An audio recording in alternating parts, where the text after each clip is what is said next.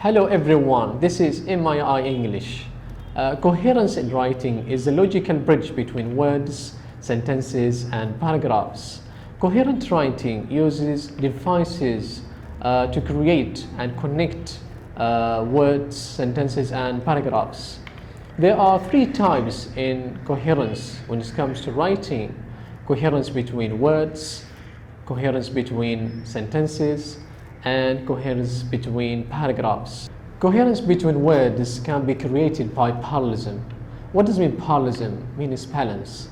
So parallel structure use similar grammatical structure. For instance, in the writing list, when you use gerund, for example, running, the other verbs should be used in gerund.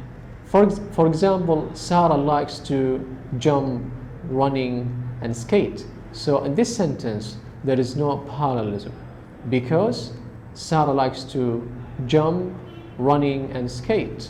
The correct way is to say Sarah likes jumping, running, and skating.